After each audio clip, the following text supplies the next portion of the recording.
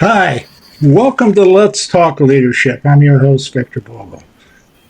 We got a great evening planned for you this evening. We're going to be talking about harmony.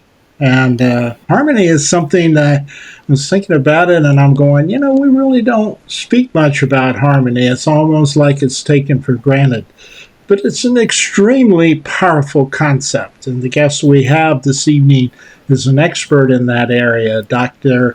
Pauline Crawford. And we're going to talk to her in just a few minutes. There she is. Uh, Pauline, Dr. Crawford, uh, is a visionary leader with about 30 years of entrepreneurial consultancy experience. And she's known as the conversation game changer. But I know her as a lady who does magical conversations. And that's what you're going to enjoy this evening. See, I like that a lot. I like that a lot about her. Uh, she's kind of driven by her 2003 and 2004 workplace culture research. Dr. Crawford developed gender dynamics intelligence. We're going to talk a little bit about that. And workplace wellness culture transformation programs. And these are initiatives like cracking the leadership code and real synergy collaboration. Wow. And wisdom circles. And if she can make me wiser, good luck. Uh, and they're all designed to foster collaboration and productivity and profitability. And who doesn't want that stuff, right? Her recent book, The Power of Authentic Harmony, which I said I read, published in 2023, is a cornerstone for her online master classes, her workshops, and consultancy. You'll see a lot of those on LinkedIn. If you follow her on that, you need to find that. All her information, by the way, and all that I'm providing you will be in the description on the video when we put this out, and also on the descriptions of the audio podcast. These efforts really aim to solve conflicts and enhance productivity and drive profits.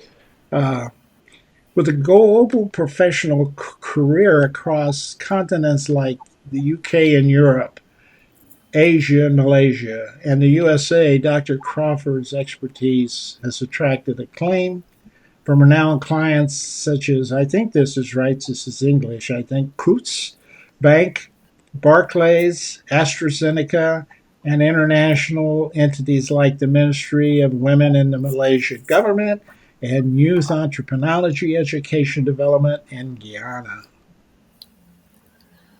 Okay, so she's really dedicated her whole life to uh, what she terms, and this is an important term too, you can't slide it, authentic harmony.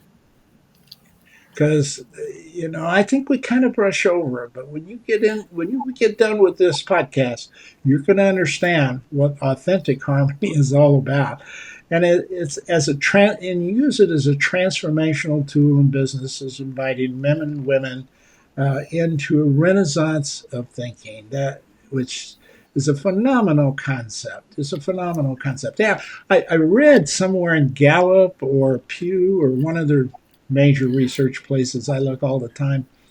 Uh, I think it was either 55.8 or 58.5%. I'm dyslexic, who knows? Uh, what I do know is it indicated there were more women in the workforce than men. Yet, guess who controls or dominates predominantly everything that happens out there? And I thought to myself, after I read her book, and I've been thinking, I've looked back through my history of 40 years in corporations, I'm going, somewhere I think we missed some fantastic opportunities to optimize half or more than half of the workforce to improve companies. And that's what Dr. Pauline Crawford brings to the table, folks. And you're going to see it tonight as we talk to her in this podcast. So let's take a few minutes here and bring her up and see what she has to say. Hold on. There we are. Hey, Pauline, welcome. Hi there, Vic. Victor, this is wonderful. I love all the things you said. And coming from a man with such a long corporate and military background, I love the fact that you've clued into this idea of harmony, because you're absolutely right. We have missed so many tricks over the last decades where women have been striving forward to be in the boardroom, in the decision making, and over half of the workforce, and yet they don't have the controlling factor. Yeah, it's amazing to me. It's one of the things that when I was thinking about all of this, and we've been talking for a few weeks, and I've been thinking about all of this, and I'm going, what a challenge. I mean, I think back since the beginning of time. I don't care. Pick whatever timeline you think it is, Yeah. okay? But it's thousands of years for sure. Uh, Yes. you think about it. There's always been this perception that for some reason there were two categories, one for men, one for women, and those categories were focused around nurturing for women, and the person, the man, he was the one who went out, got the food, and protected everybody, and Yes. all of that, and that's predominated the thought process today. Today, we have in America anyway, we have legislation that says you can't do that. But guess Yes. what? We still do that. We still do that. Well, You can't. You don't have enough people to enforce your legislation for everybody who's been slighted in the process. So I guess that's a hard question. You got to feel like you're swimming upstream. No, you got to feel like you're swimming up a rapids, up rapids, to try well, to figure out how to make that work. So what I'd like us to talk about before we get into that question, I'd like you to go back and tell us a little bit about yourself. Where you came from. How did you get where you are? That's going to be an interesting story. Why don't you take a moment and tell us about that? thank you. I will. And as you might tell, I'm from not America. I'm from Great Britain. I'm from born and brought up in London, England, over 7 decades ago, and I've seen a lot of changes in the world, and certainly with regards to how women are perceived. I was brought up in a family that was very even. We had two girls and 2 boys. I was the middle child of. I was the third one. A very loving, encouraging background.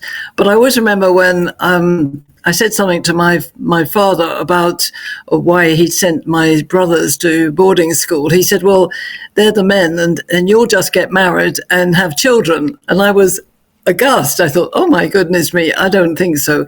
Now, I did get married and had 2 children, but I also wanted to do more with my brain and my creative energy. And so when I discovered that, as we went through the 70s and the 80s, I actually found myself working on programs that were about helping women to get back to work. I was in the world of image. I had started a consultancy helping men and women, but mostly women, to dress to suit their confidence. And as I watched people, I thought, this is so interesting. Why is there such an imbalance between men and women? And fast forward, working in the corporate arena with corporate art, this was still apparent in the 2000s, in the 2010. And in fact, I always think that around 2008-10, when Lehman Brothers went down, that was when I first sort of seriously thought, yes, now we have to tackle this subject differently. And that's really when I started thinking about the imbalance and the fact that women were so talented, but the system was created by men.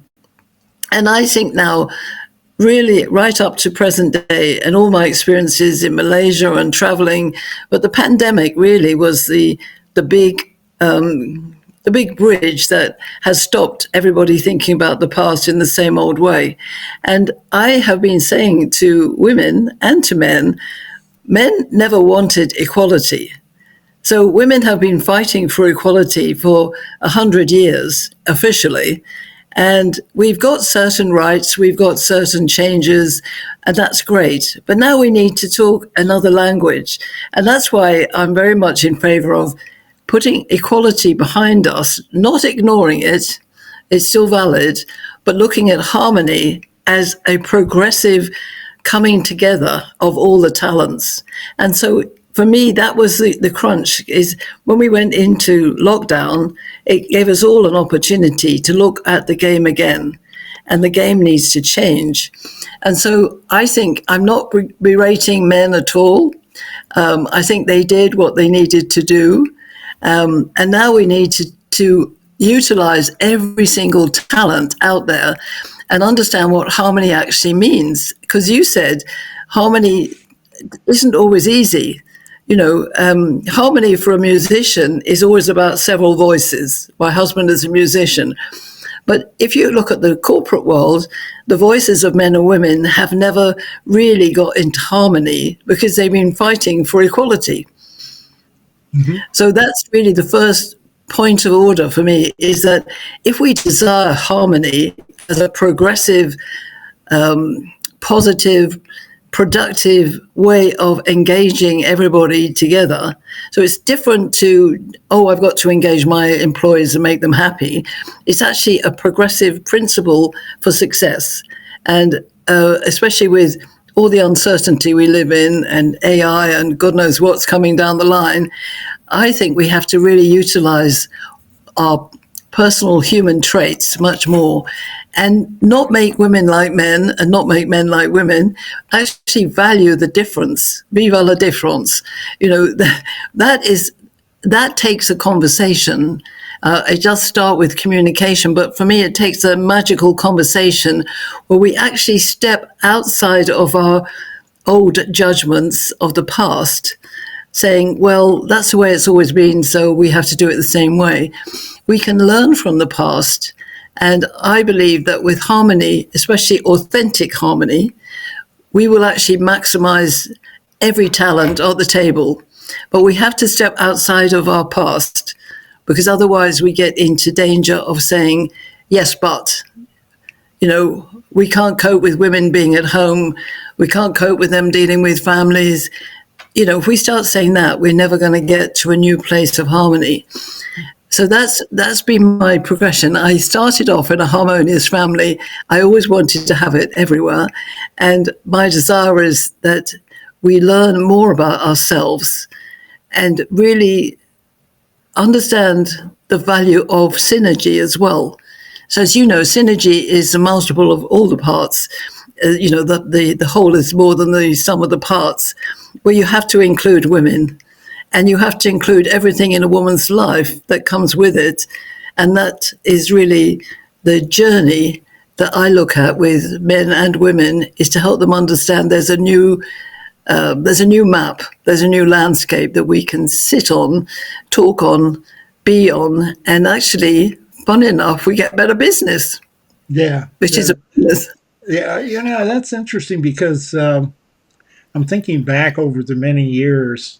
You know, I've had women bosses, and and when we would go out, it's kind of like I would get cornered by some guys, and they go, "How's it like to work for her?" And I'm going, "Why would you ask that question?"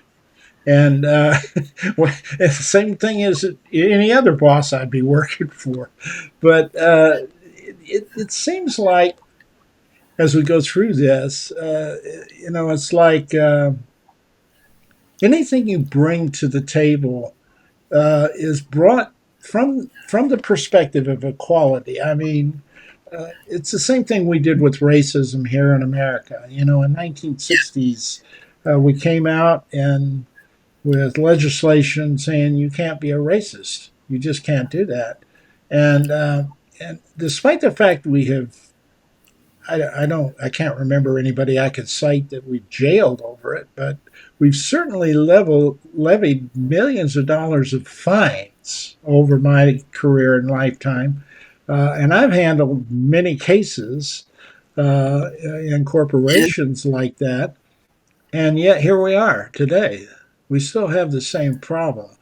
which I find interesting because, and why I think your approach might be an interesting approach because uh, we, the idea of trying to be an equal carries a lot of different criterion around it. That different influences, different variables that impact it.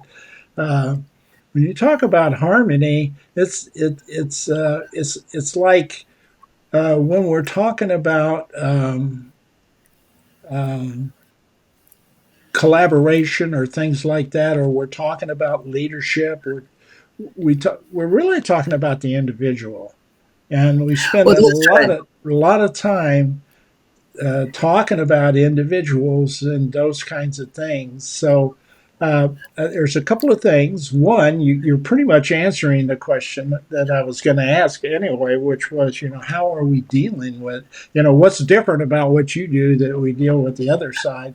So, Well, the first point I want to make is that instead of being equal, we can be unique. Because I always say we're equal and different, we're unique. ah, And the thing that hasn't changed, like all the effort to have quotas of women, give women the right to be this and that, is we didn't change the mainframe.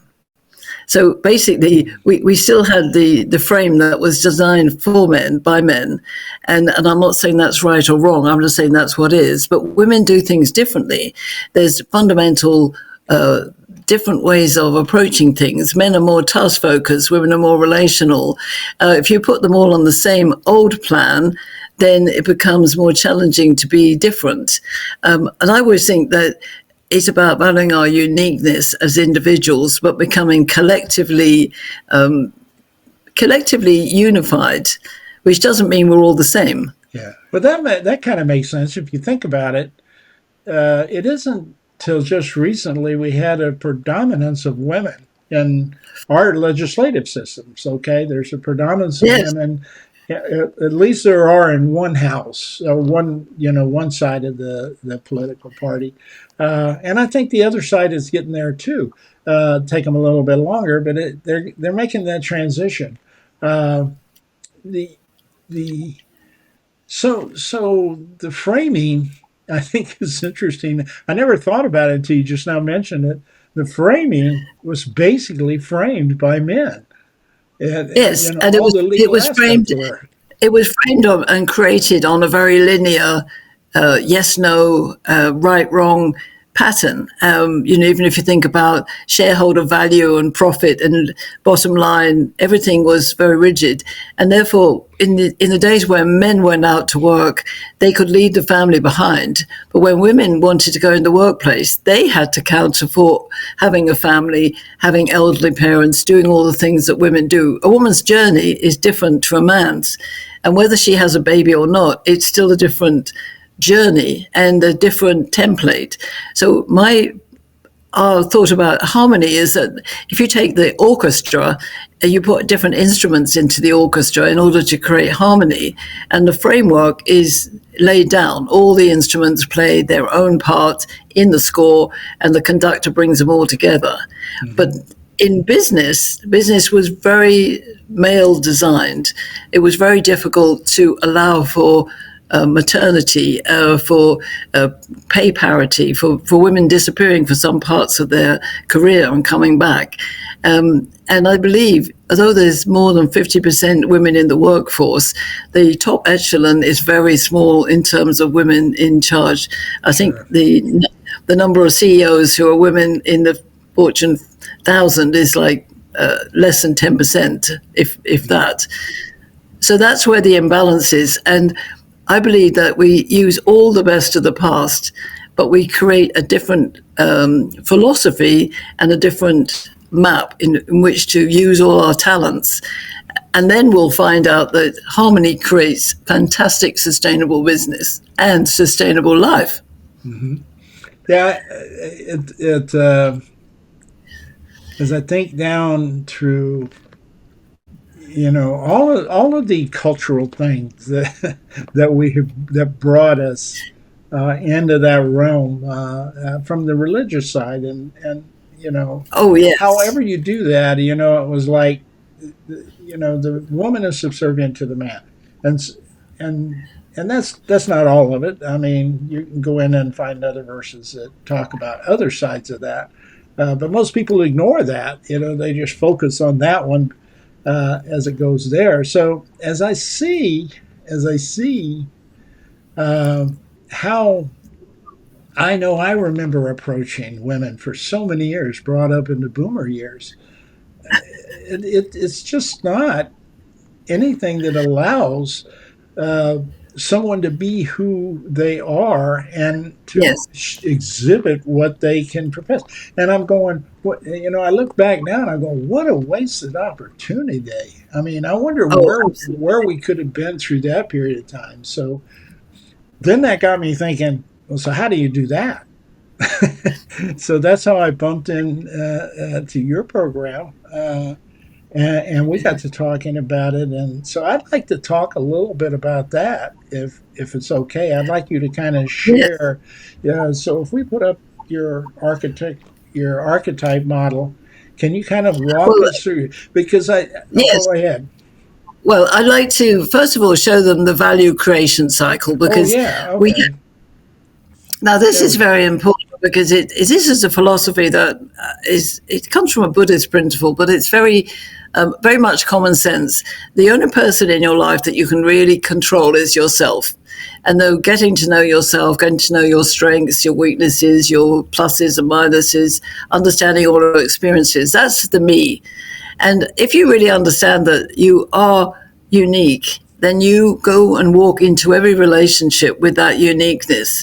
So all the relationships in your life in that blue arrow are really important because they're with your mother and father, your brothers, your sisters, your uncles, your aunts, your colleagues, your bosses, the people at the supermarket, the other people on the everybody that you come into contact with.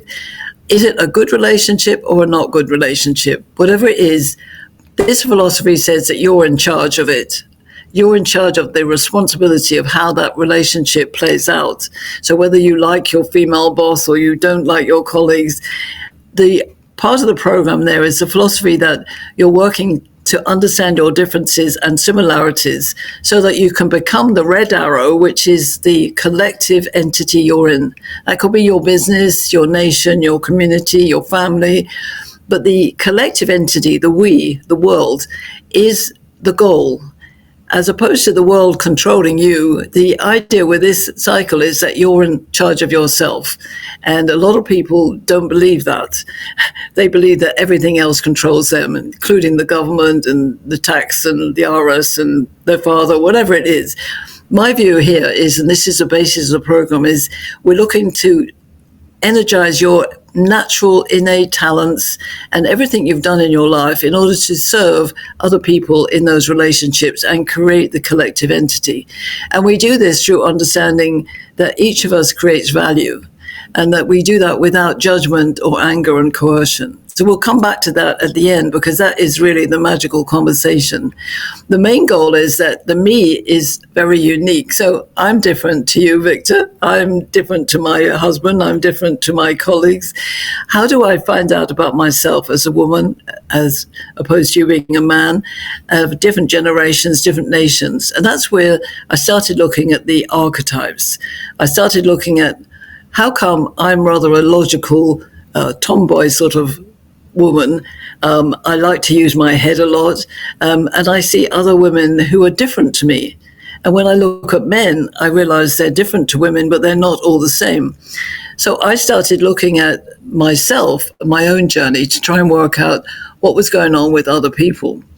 So I designed what I call the gender dynamics archetypes. And we can take a look at those now because really it's a very simple framework in order to do complex things, which Yeah. is But life. before we go there, I want to tell you an interesting story. So I was rummaging through stuff, trying to go, what could I show? What can we do? And I ran across something that happened in 1985. And you'll like this, and your husband Jimmy, if he were here, he would like it too. Uh, it was 45 or six, if you count a couple of people who were putting it together, musicians who got together in 1985 to do one song. It was Michael Jackson, Lionel Richie, just a whole, everybody who was popular, Diana Ross, everybody who was popular during that period of time. They all got together to support world hunger was the original goal. And then that mushroomed out into so many independent, different, where they took the Yes. song and just took it into different charities. Or and anyway, it's interesting because the song is "We Are the World," and Yes. it's exceptionally harmonious and caring song. And what's interesting, when I was going through it, I stumbled across the words because what they're saying is, we are the world. And when basically the words, the lyrics were saying, it's we are the world. When we help somebody else, we help ourselves. Which is, Absolutely. which is, I'm listening to you talk, and I'm going, wait a minute, that, they said this in 1985 in these lyrics. Uh, it's a perpetual thing that's been here, and Oh, yeah. before we go into your uh, JDI program, uh, this is why your program is important because it's been here. It's been underpinning. Now, it worked because 45, it's kind of like Taylor Swift, if she did that today, would do the Yes. same thing, It would draw tremendous crowds and people would do things and then it died. You don't Yes. hear much about it anymore. I think they did a 10-year anniversary on it just recently. Um, so maybe it was a 20-year anniversary now. But the idea was it, it, it, it, it became apparent because of those people. But when you tried Yes. to talk about it, it was difficult because nobody had the language, nobody had the sense of grasping the meaning behind each of the things that were in these lyrics that were absolutely phenomenal. I mean, I was sitting there, tears are coming down my eyes again. I remember when I heard it the first time. And that's what I think your archetype program is providing the things like emotional tests. I think I asked you the other day, what's the difference between, say, what you're doing here and emotional intelligence? Why would we do that? And you had a pretty good answer, something along the lines that emotional intelligence, you can explain it better than me. Yes. Well, let's explain to everybody watching and listening. The emotional intelligence is basically, if you looked at that value cycle, emotional intelligence, our ability to understand that we are in charge of our own life. So emotional intelligence teaches us empathy is good, compassion is good, kindness. That flow of the music, like the Coca-Cola song, we want to help the world to sing in perfect harmony. The challenge is, how do we create harmony when we're all different?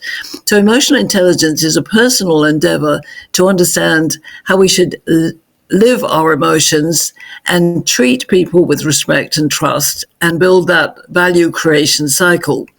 But the key to the use of these gender dynamic archetypes is that we are all different, but we're not so different that we can't value some similarities. So what I started looking at is, who was I as a woman? How was I different to another woman? I knew I was different to men. How could I be understanding of different types of men?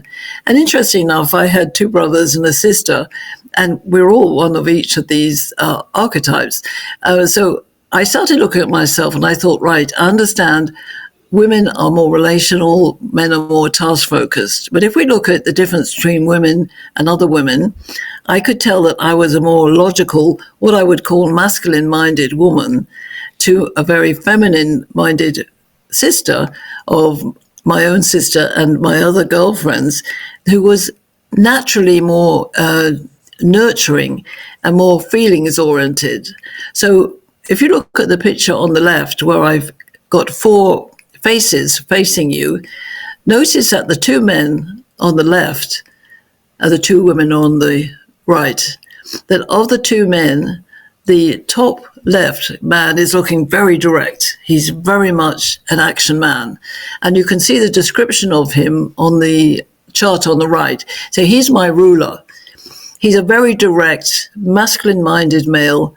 He's physically quite angular and solidly grounded. He loves action. He can be a very sensitive man for sure, but he really loves action. He's seeking solutions. And then there are other men who are much more internal. They look into the synergy around people. They care about people. And notice that that character is looking away slightly. He's got a more gentle approach to life.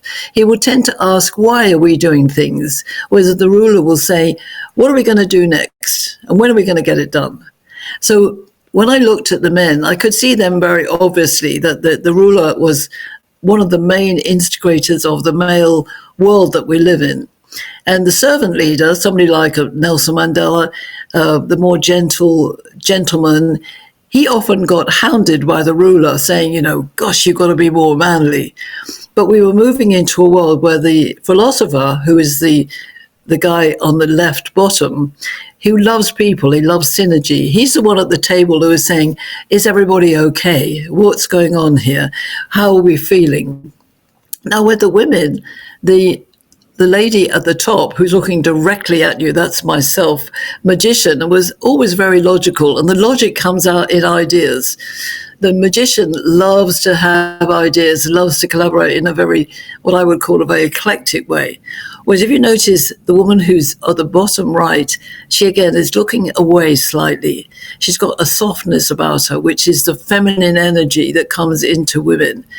Now, remember, this has nothing to do with sexual preferences. This is purely based on our natural reactive behavior. So the sovereign, who is the lady bottom right, she's much more about feelings and community and will want to be the queen of her castle. She wants to gather everybody together.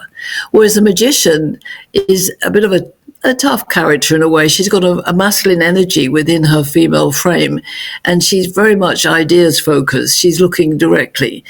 Now, these four characters are based on some Jungian psychology and my own research over 30 years. And I can tell you absolutely that these four characters exist.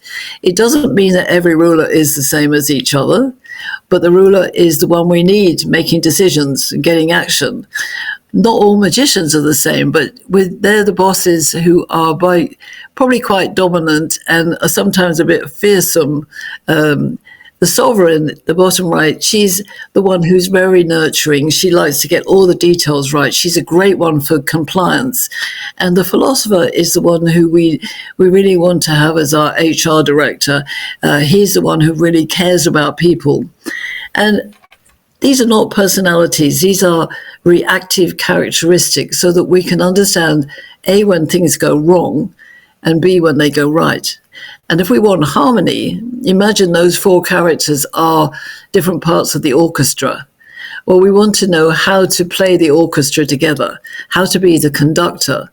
And that's where the magical conversations will come in, because we can't hold on to judgments that we've had in the past about how men should be or how women should be, what's right and what's wrong. It's about accepting all the instruments into the orchestra and looking for their best characteristics.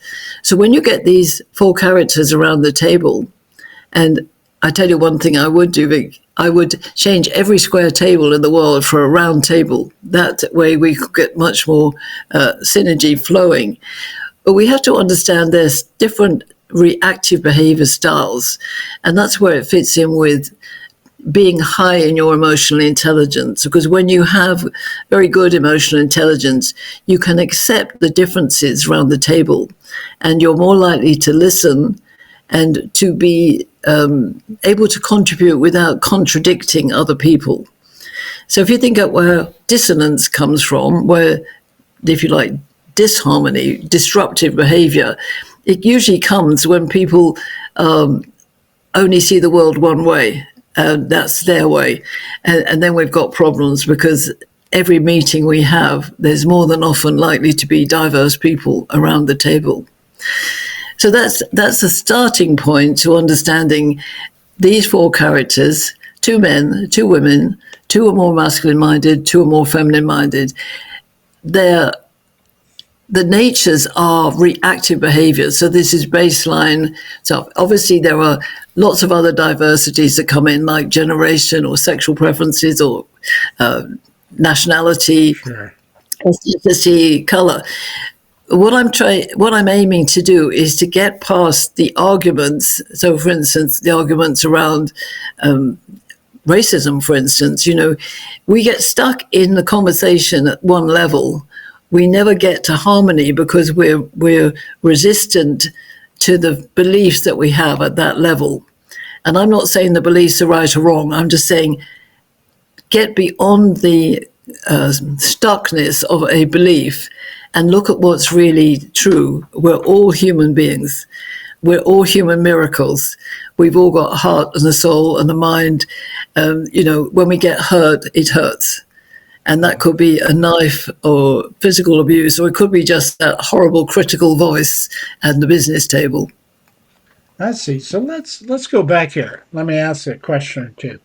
Yes, Okay, because I see, as I was measuring myself, I see myself more down there into the philosophical guy. If I look at these four categories, you basically have them into masculine, feminine, and uh, the male female role. So I'll be down in the lower left hand corner, probably more down there, maybe between that person and the philosopher and the ruler. But is there is are there women who fall into that philosopher role, and are there men who fall into the sovereign role? And because I look at this, and it's not unlike. Uh, um, I used to issue. There are several of these out there, but I used to use something called "What Makes Your Team Tick." And when you issue that assessment, you pull out preferences that person yes, has for.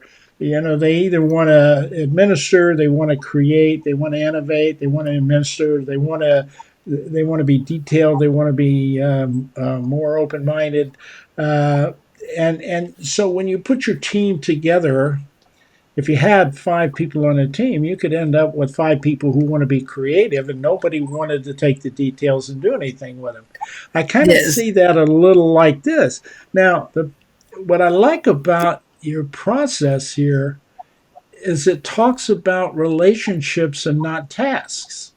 See, what makes your yes, team tick is about the tasks that people do and which ones they kind of prefer based on supposedly their personality, but that part of it I'm not sure is validated as much as I just like to take what you said and go do something with it versus someone else saying, "Hey, listen, once I have the idea, I don't want to mess with it anymore. Somebody else take it." Those are task results ending kinds of things. That's what we tend to focus on when we're developing leaders. We spend virtually no time having someone understand this concept about themselves. yes.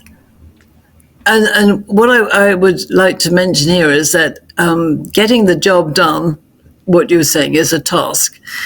The basic difference between men and women is that men are more likely to do tasks by saying either or, yes, no, straight line thinking, whereas women will get a task done through relationships. So that's very general research on male biology, female biology. Now, that doesn't mean that women can't be task focused or men can't be relational focused, but it's about where is the preference.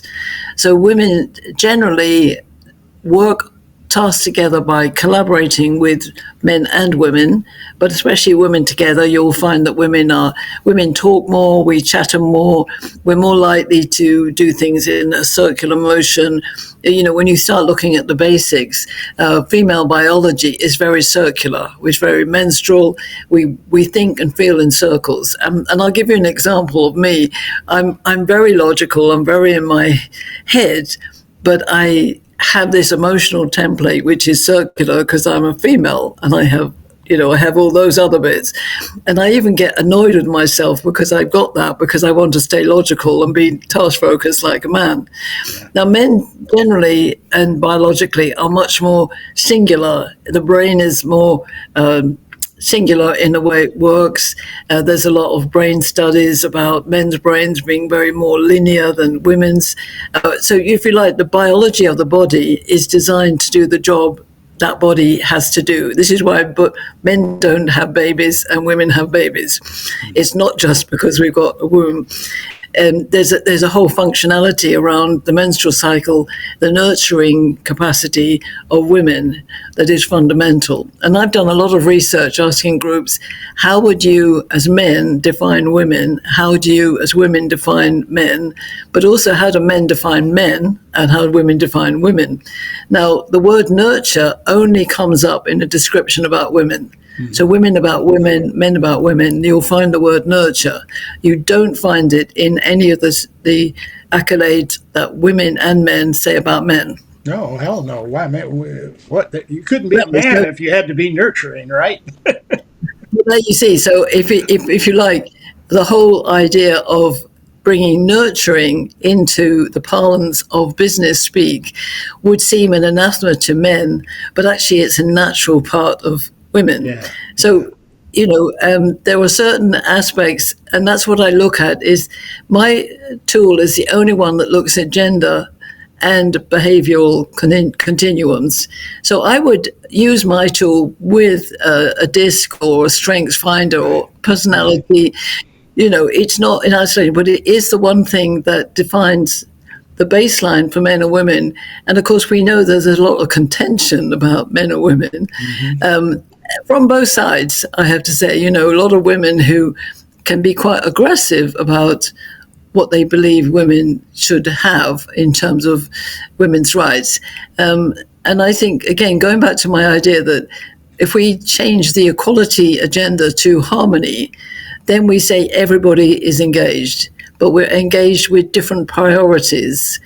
So for my work, my end goal would be that the business world values nurturing, mm-hmm. kindness, love, all those what might be deemed as soft female words in the business parlance. And then I think we would start moving towards a more harmonious end result. Yeah, I was just thinking while you were talking, if it's your perspective. If I could take one word out of organizations that I think would help them, it would be competitive. For some reason, we perceive that you have to be competitive to succeed, and competitiveness in itself starts dissecting people. It puts you in one category. You're either a loser or you're a winner. And, and so, go ahead. Well, I'm just going to challenge you on that. It's like everything, if we said competition is bad, we would never have the joy of celebrating something that we achieve. It's actually the way we deal with it. Now, take a football. And I'm talking about British football, but anyway, women's football. So it's soccer or football, but if you have a men's team playing men's team, there's a victor. Sorry, your name. Somebody wins. There's huge. They go over the top. The other teams slide away. Oh my God. You watch the women's football. When the women's football win, the winners celebrate and they go and hug the losers. Mm-hmm. I mean, instantly. I know men do that eventually, but if you look at it, there's a different energy. They're still competitive, but they are applauding the winner in a different way. And I think that's what we need to do, is to understand the priority of values. It's like in business. If you said, well, shareholder value is the only thing that matters, we'll never get to a new place of understanding abundance or prosperity, or something where we share things more. So I think we can be competitive and celebrate in a more abundant way. Yeah, I think competition. I think you're right from that perspective, and that's a good critique. I think I think the problem I have with competitiveness in business is the controlling factor associated with it. Yes, It's not a sport where you have some variables, and when you're done, everybody goes out and has beer. Competitiveness in business becomes uh, well, another term for it that's not very nice is cutthroat. oh It's yes, it's like when I see leaders. It's one of the dynamics that I'm trying to put forward to people about paradigm change for leaders. That if we don't do something about it, we're not going to be able to go forward in this very complex and very difficult to manage world. Where things are happening around us continuously that we're not competent to grasp and handle. Uh, but it's kind of like we spend a lot of time teaching the task related things. So if you took an yes, Amazon and you ask, um, what was the purpose for Amazon to start with? When you started business, when you started your business, you have a purpose. Uh, yes, if it got to a point where you scaled into billions of dollars, it seems like the purpose changes. yes, You lose that focus on why you were there. You were there to service a need that somebody had. That's exactly how you get it. And Jeff Bezos was very clear in one interview I saw him do, a newscast interview, and the newscaster kept pushing at him. Kept saying, "Well, what about this? How come?" He goes, "It's real clear. I want to give people what they want, and I want to give it to them as fast as I can get it to them, and the least yeah, expensive. I don't care what it is I give them.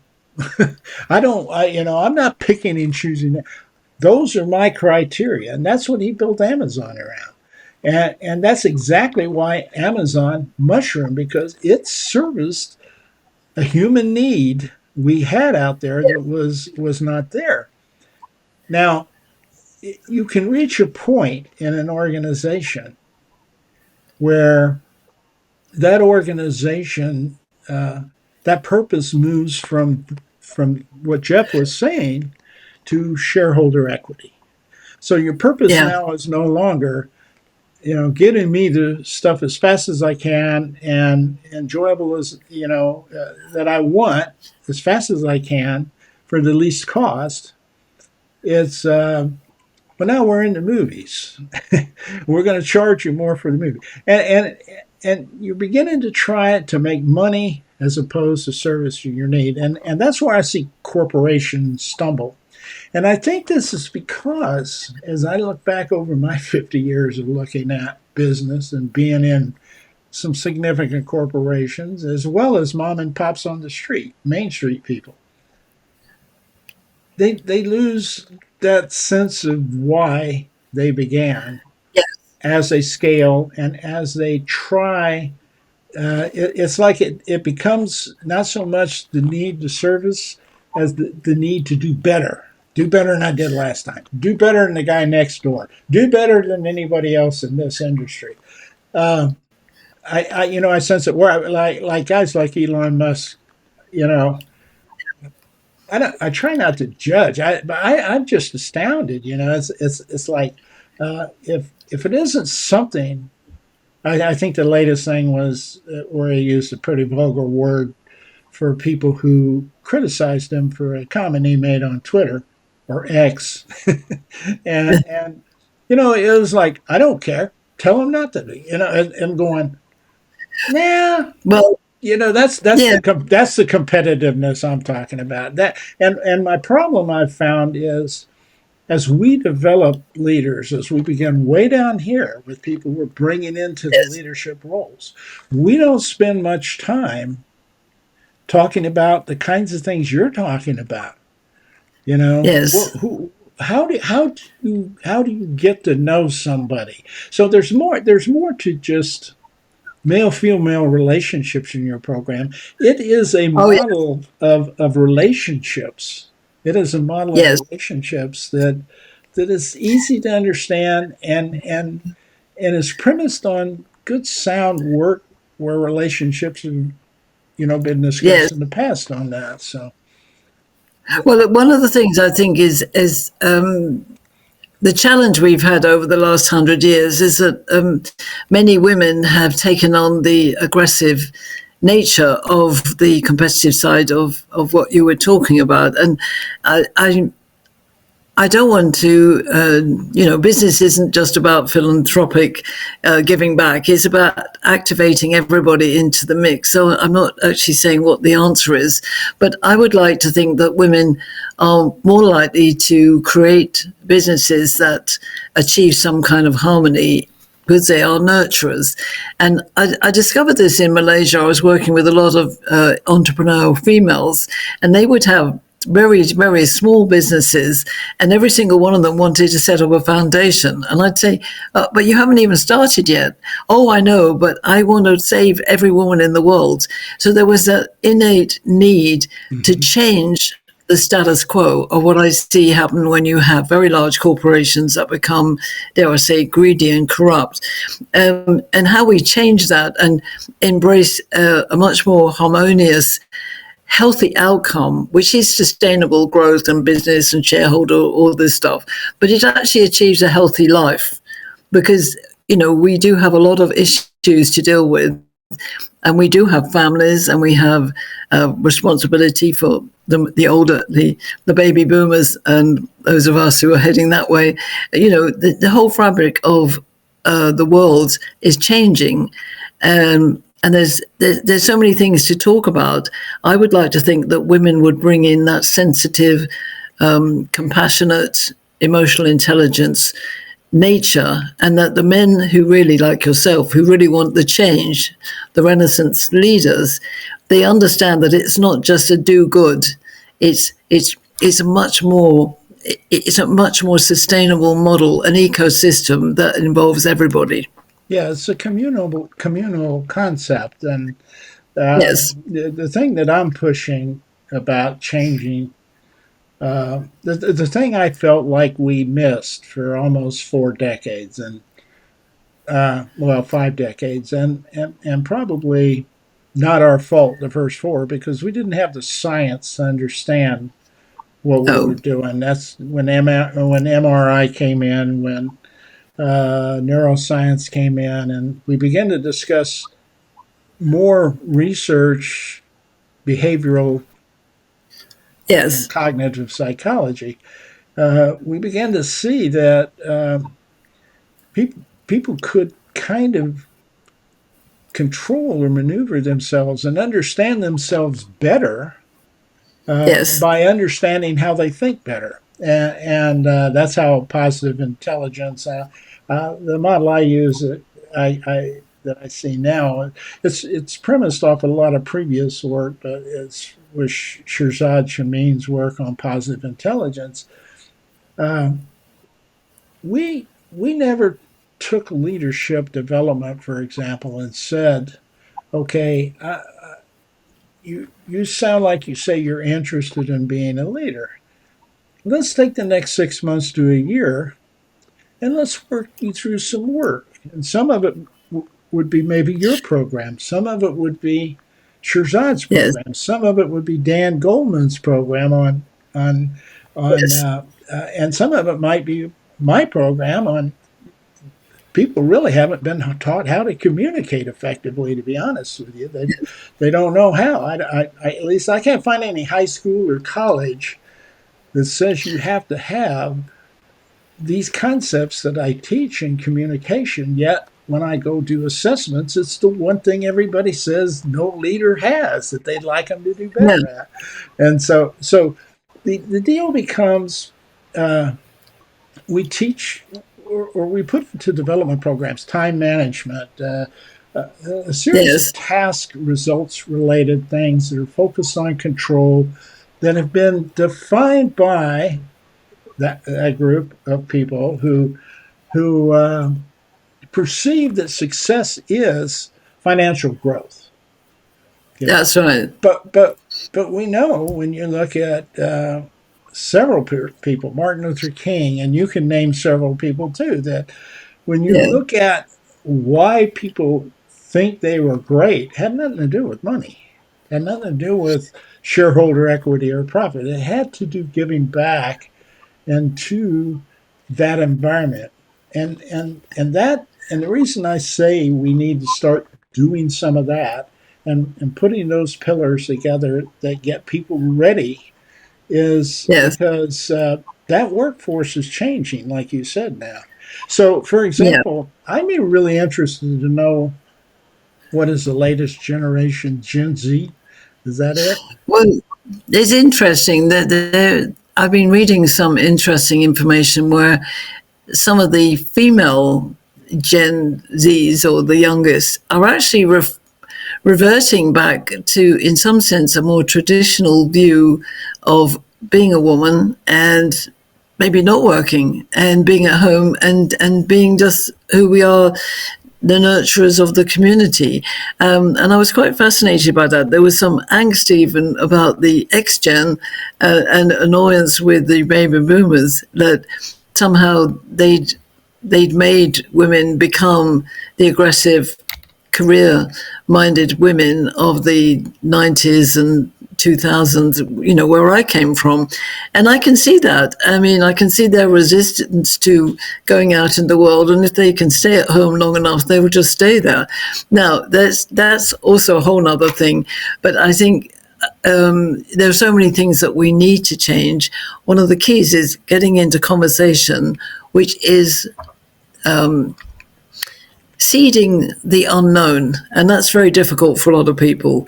If you talk about the unknown in certain quarters, people go, "Oh, what on earth are you talking about?" So you have to start with what you know, and work on some very simple things. Do you want harmony, or do you want arguments? Do you want disruption, or do you want peace? And get people to understand they've got a creative value inside them that can be released, boys or girls. And I do a lot of work with youth, and I think that's where we need to focus our attention, because they're looking out at some parts of society and going, don't want any of that, boys or girls.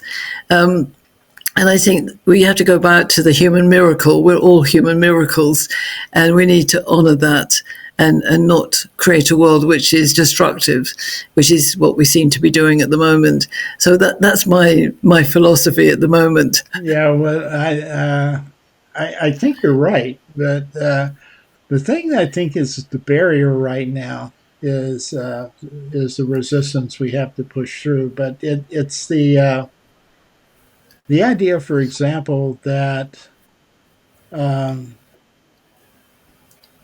I think I read just read an article on from Forbes saying uh, that there's a perception out there that people are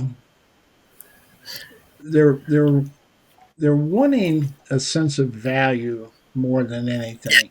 It it's not so much about the benefits. It's in some cases not even about remote or on site or um, you know the benefits and the pay side of things.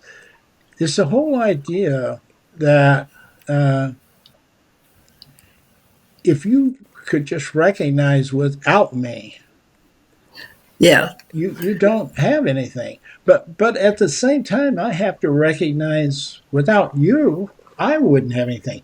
So this relationship issue you're talking about, if we take it out of the realm of the business side of it, who's in control of what, and talk about it in terms of if we got together, how could we maximize this thing so that it doesn't just help you, the boss, make money, but it Yes. really helps me.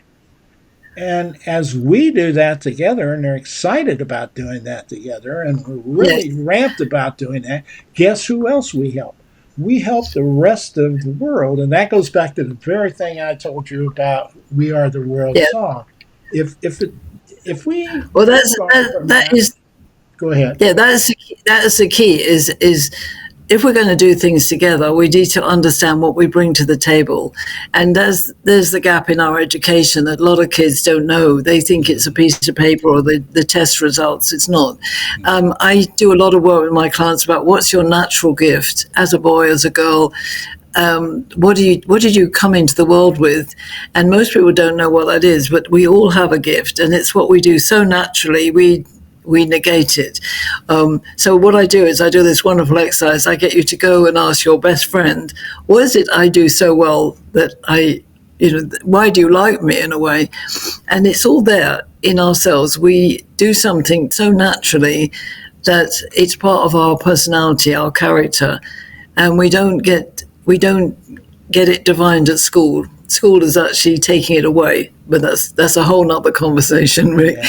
But I think, allowing girls and boys to be at the table equally, if you look at the playground, is how do we play with each other? We know in the playground we get on with certain kids better than other kids.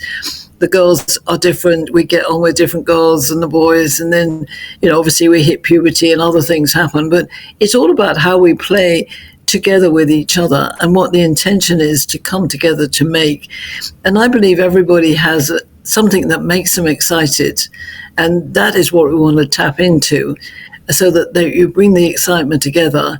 And there's a leader that forms out of a group, like a Steve Jobs, somebody with a creative idea, and then people come together, and then they may go, and it's okay for that flow to go in and out, but getting to know yourself is the core, and getting to be okay to be a girl in a world that has rather defined girls as second-class citizens. That's still prevalent. And also boys are now getting to be very high rated on the suicide pact because they don't know what's going on. So I think it's about boys and girls being okay about who they are, knowing that they bring something special to the table, and really having that conversation with each other. So when they grow up, they become the leaders that we are talking about. Yeah, and I think that's great because my granddaughters are at that age now where I can talk to them about that, and it's really fascinating to talk to them. I told you the story about one, but I think the aspect about being able to talk and develop who you are requires what we're doing here. Yes. Seeing each other and being able to connect and communicate using facial features, using body posture, using all of the things that yes. we're not really taught how to use effectively to communicate, but we do them, still do them. Oh.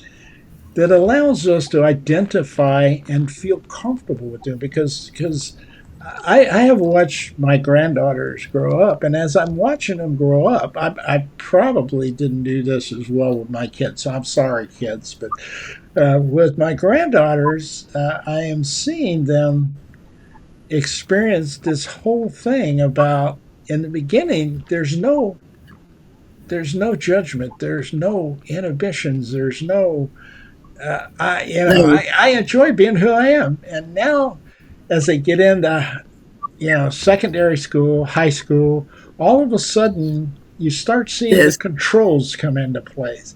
And you're just wishing it wouldn't happen. You're wishing, hey, who cares? Be who you are. Do what you like to do.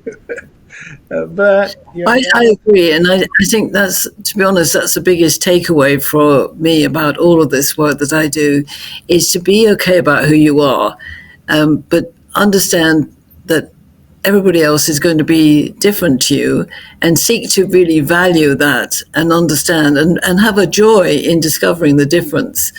So don't get worried about whether you need to change gender or whatever it is. Just be okay with who you are and really understand your natural gifts and what you bring to the table.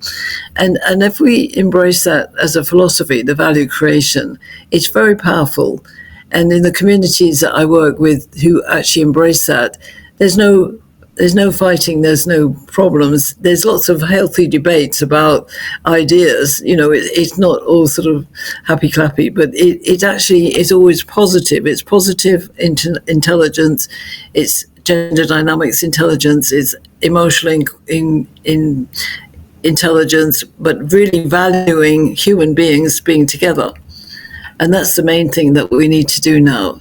Okay, now before we get out of here, uh, I got to ask you the question. So you, we've talked about a lot of this. We've talked about a lot of things, and so if you take that archetype and you take that definition of the archetypes and we sit down as and I go, I have that problem where there's just we're not coalescing as a Yes, team, and I can see that maybe females are feeling that even more than the males are in the deal. And yes. maybe they're different things, but anyway, I'd like you to come in and help me work through that. How do you do that? Where do you start? Well, it starts by helping people to identify where they sit on the map, because we have a vision, So once we know I'm a magician, I see through my eyes. So there's a lot of exploration on the map about relationships. You can do it one-on-one. I have a lot of times when people come with a one-on-one issue with somebody, and you don't even need to bring the difficult person with you. You can just understand, oh my God, I'm a philosopher. That's how I see that person. That's what they do that irritates me. Now, the solution is you either get to know the other person's different traits and you work with them, or you decide not to be with them. There's one option. Or you have that open conversation about what the differences are. So, for instance, a ruler can be very over decisive in a business meeting where women feel that he's really not listening to them. Now, probably he's not listening to them because he's bored. He likes action. No, I would say to him, look, make sure you listen to the women, although that might irritate you, and they might come up with several ideas that you hadn't thought about. So preface your conversation by saying, I need to get through my business agenda. It's 1, 2, 3, but after that, there's time for you to talk. With a woman, I would counsel them on understanding he has a very limited listening capacity. Therefore, don't say to yourself he's not listening, but summarize what he's about. So when you get the chance, say, gosh, Mr. Boss, I think what you said is X, Y, and Z. Is that right? If you get that right, he'll listen to you. And then don't bombard him with your idea, but say, I've got a really good idea. I think it'll be a win for you. Could we speak later? Oh, that sounds interesting. So you start understanding how somebody else is talking a different language. It's like visual, auditory, kinesthetic. It's another level. But if you want to have a relationship, then you learn the messages of the opposite person. If you want to dissolve something, then you work towards it. If you want to share more about yourself, then you present your case. Why do you need a magician? Why do you need a ruler? If it's an impossible situation, you say, right, that's a very interesting perspective. And then you shut your mouth. Yeah. So, it's about identification and then methods of forward action. And then as a team or a company, it's about where do you want your end goal to be. so I've there, worked with clients where there's a department and it takes 6 months to get to the final goal, because right. it's not you can't just shake people and say don't do that. They have to Yeah. they have to get And on the yeah, I think that's important for people who are online now trying to start oh, coaching yeah. businesses and stuff like that. Yeah, I can remember I never did online coaching. I was hired as a consultant primarily, but or I did it internally. But I always did it in the context of a full corporation. Like I was Yes, changing a full transformation in a whole culture in a company, and that included leadership. Or I was fixing issues within the organization between departments or whatever it might be. And it was similar. yeah, Um, uh, you really had, so what you're saying, there's a couple of things you have to have. You have to have the skill or the knowledge to be able to take time to see who you are and yeah, about yourself. yes, Then there's the ability of taking that language, observing the behaviors of others, and being able to clearly identify whether you're dealing with a ruler or sovereign or something like that, and you happen Yes, to be at odds, then you would want to couch your communication a little differently depending on which way you want to roll. Is that right? yes, Okay, good. Yeah. absolutely. And you're looking for the wins. I'll give you an example. I had a case of the client who, male, he didn't get on with his female boss who was head of school. And he said, we just are so different. And I could see he was actually a philosopher and she was a sovereign. But I said, okay, well, what's the one thing you've got in common? And he was saying, oh, God, I don't think anything. I said, education. Mm. And he went, oh, yes. So sometimes we get so blinded by the anger we feel with something, we forget the obvious. And I said, look, you're both passionate about education. So she's coming at it in this kind of way, very controlling, very focused on detail. You're more laissez-faire, but you are both passionate about education. So come in from that angle. And he did that, and they got on famously. Yeah, that's cool. So what we that's my little clock saying stop, but Yeah. I'm not stopping because we're on a roll here. Uh, and so I know myself. I can kind of identify what I need to do, who you are, and kind of figure out what I need to, or at least I find out I need to approach you as the differences between you are. So, Yeah. what's the next steps? How do I go into dealing with if I'm trying to resolve this? How am I going to do? This would be I can't afford to Well, bring. I'm a restaurant manager. I can't afford to bring consultants in here, and I got these two people that are bickering. And I ran into this all the time. But it's well, interesting now. I would probably take a different perspective at it now. I think the main thing is that if once you read my book, everybody should read my book. But the idea of having a non-judgmental, non-controlling conversation. So basically, you're inviting people to share their experiences. So say you've got two employees who are totally at odds with each other. You're basically saying, let's explore the experience and allow each other to say what you're going to say without anger. So one might say, oh, I don't know, I just find how she does the waiting on table is just really annoying. She doesn't follow the rules. Okay. And the other person, but you're instructing that they can't get angry with each other. They've got to ask more questions about what is annoying or what is irritating. And then the question is, what would you like instead? So what would you like to stop? What would you like to continue, and what would you like to start that you're not doing at the moment? So you're pushing them towards a future picture which is more harmonious, more equitable, more forgiving. And of course, if the two people can't reach that, you have to make a decision to dissolve their relationship. That might mean one gets fired. But you're giving them the opportunity to say, like I said to the guy, well, what have you got in common? If we can find something in common, we often find we can get past the obstacles that have been blocking us. Mm-hmm. So it's a matter of being tactical about it.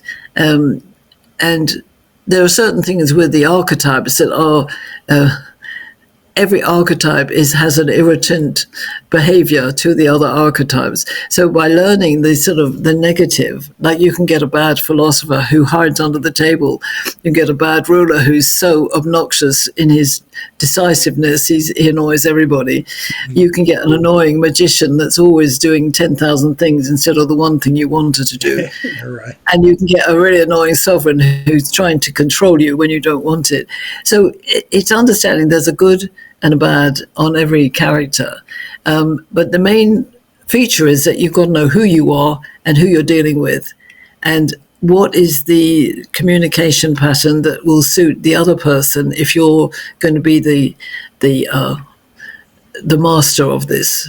Yeah, and then I see, and this would be a good topic for a totally different podcast. But I look at it now and I'm going, the generation gap between me and the Gen Z world right now would be one of uh, I keep trying to talk to you and spend time in front of you talking to you about what what, what it is we need to try to help resolve. You keep wanting to do it over text, and you're telling me that you're comfortable with doing that over text, and I'm not comfortable with doing that over text. Well, I suppose it's also about compromise, and I agree with you. Yeah, I think it's more, my vision is to get more people into real life conversations, not on Zoom, not on yeah, text, but actually face to face. And I yeah, think that would be a real turn point for the world to well, actually yeah. get. What I discovered from that interaction I had was actually they can they have reached a point in their language where that symbolism that emojis are sends the right signal to them. It says, "Yeah, I'm mad at you. You know, see that little red character? I'm mad at you." And I find that hard coming from my background and of course my history to understand it. The only problem I have is it tends to restrict, you know, the Yeah. processes of dialoguing through the deal. But it's I find it interesting.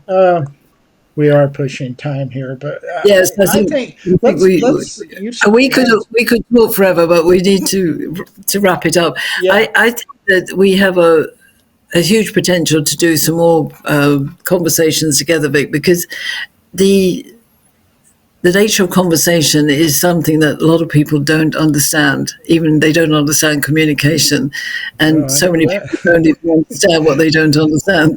You won't get any arguments out of me. You have some points you'd like people to take away here. That I ask everybody who comes on to the podcast to provide some points, and the criteria I use is it needs to be observable. It needs to be behaviorist, basically. Something I can concrete, something I can observe that I could go watch you. If you did this, Yeah. I would see you're doing it and we would see some progress from it, something you could take back and actually try and use. I would caution people to be careful too much about getting into interpersonal relationships if you haven't experienced that or you're Yeah. not comfortable. I would lean more towards saying, "Hey, Pauline, come help me do this one a few Yes, times before I do I it." look forward to anybody needing that help. But let's look Yeah. at some of the takeaways for the Okay. business. There you go. The first thing in a business arena is to make sure that you identify leverage strengths. So if it's your gender dynamic archetypes, but to conduct some self-assessment. But understanding people's strengths, as we've talked about, is really going to be taking time out to foster a balanced workflow where everybody contributes. And that's the key word, everybody contributes, male and female. So let's look at the next one. So the communication style, we've talked a lot about communication. The action is to conduct those self-assessments, but identify team types, because the benefit will be that you've got to get into those conversations to understand where they come together. Like we talked about, when somebody's difficult or not difficult or just different, I think that takeaway looks the same as the last one. So this is another one, promoting inclusive decision making. The four archetypes make decisions in different ways.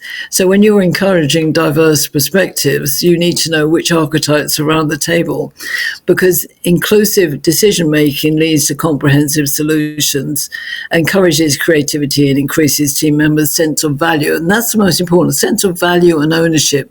People want to belong. If they're a ruler, a philosopher, a magician or sovereign, they want to be honored for who they are. And the next one follows on. It's about embracing mentorship and coaching. So maybe you can start some mentorship programs about relationships where different archetypes come together. If you put all the rulers together, all the magicians together, you can start finding out what the strengths are together, and then mix the types up. So if you go across the archetypes, fostering mutual understanding, it really does increase team culture. And that mutual understanding is different for each archetype. And the next one is cultivate flexibility and adaptability.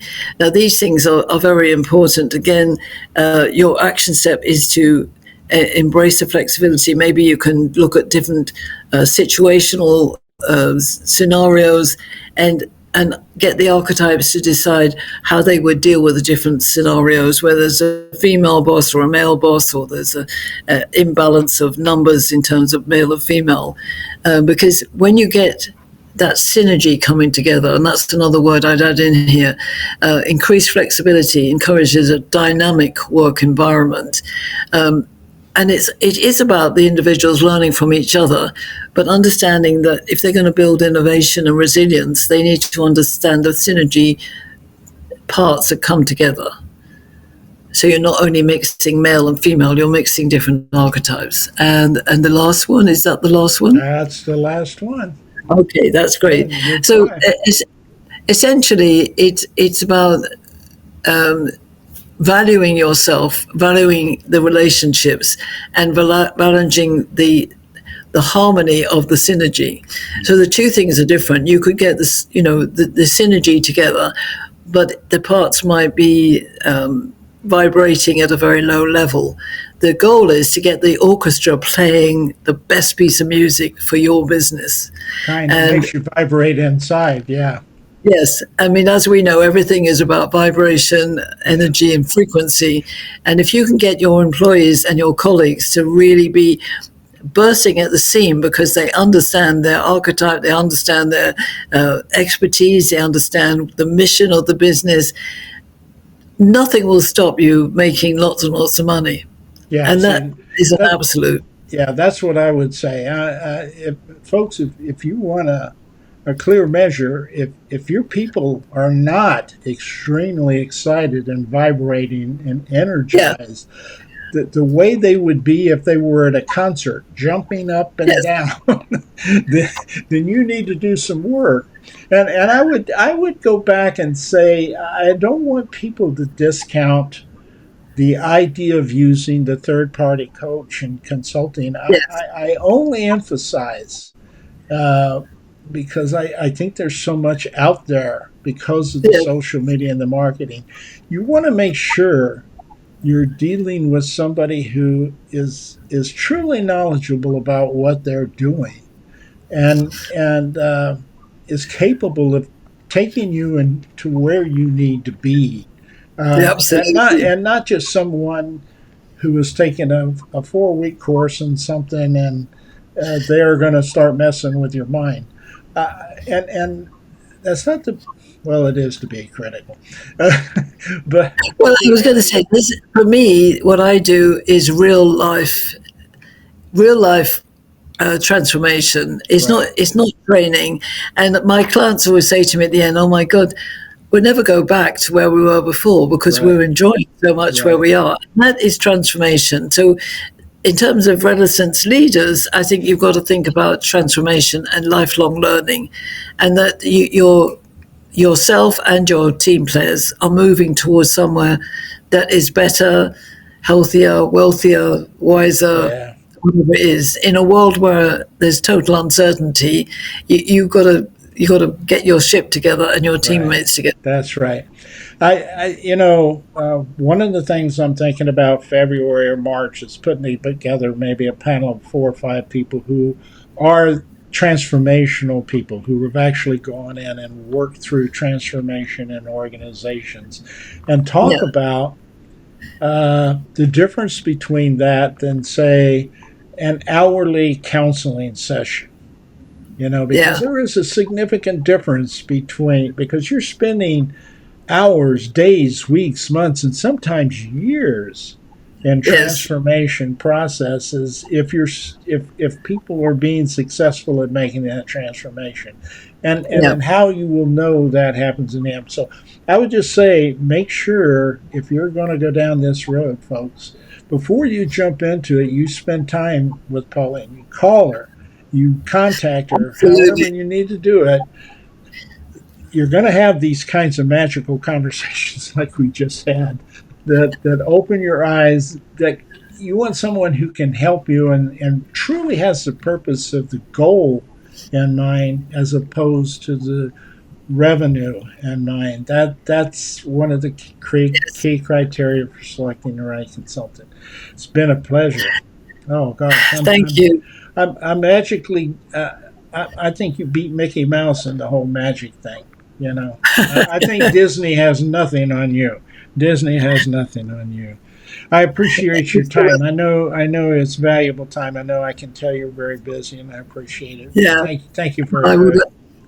I for want to being here. thank you for putting this together because it's been very exciting, and Yeah, sure we're going to do some I things was together. I was going to do some questions, but this is an early phase of the podcast, and you don't always get people coming in. But once they Yes. see it over time, they'll come back and have lots of questions. So if Yes. that happens, we'll do it again. That's all there is to it. Only we'll Absolutely. spend time just answering questions.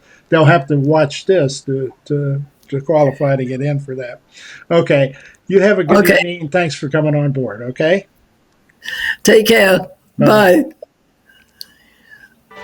Thanks for being with us. If you're watching on the other end and you didn't pop in a question, you're certainly welcome to put your questions in the comment sections under the YouTube channel.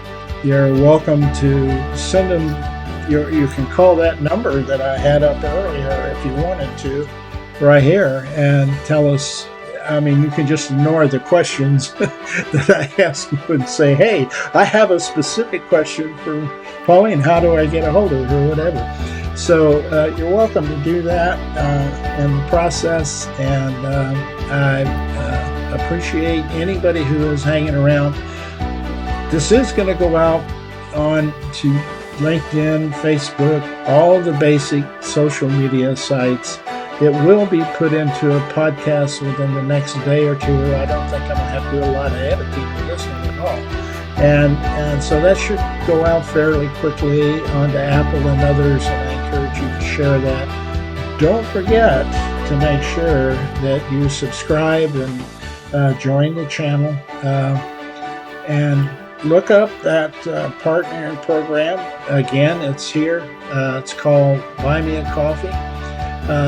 That's going to have a lot of valuable information down the road about harmony and any other topic area we go on the podcast. All right, we're going to let you go to bed and go to work tomorrow, and you're going to go try to be harmonious.